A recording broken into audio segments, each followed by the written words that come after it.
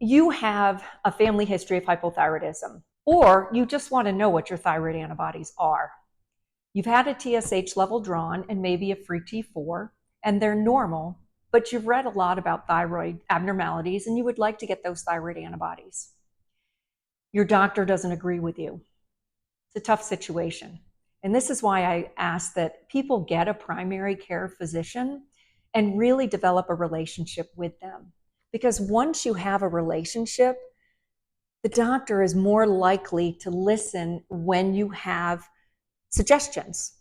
And though it might not be medically needed, meaning someone with normal thyroid function tests and no family history of hypothyroidism, I myself as a doctor would say there's really no reason to check these thyroid antibodies.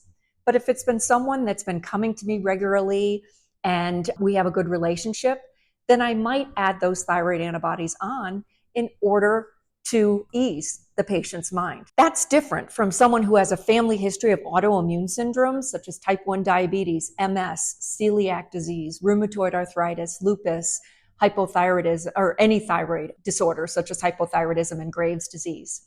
If you have a strong family history of autoimmune syndromes, then I would strongly recommend to your primary care physician that even though your thyroid function tests are normal, you really need thyroid antibodies drawn to make sure that you haven't inherited those antibodies that would eventually cause you to develop an abnormal thyroid function, such as over or underactive thyroid disorders. As I said in a previous reel, if your primary care physician does not agree with you, I think that's a good reason to move on to a different primary care physician and really work to develop a good relationship with your treating physician. Or at that point, you actually go and see an endocrinologist. Worst comes to worst, you can go to laboratories such as Quest or LabCorp. I live in Colorado, so it would be the University of Colorado, and you can get those thyroid antibodies drawn yourself.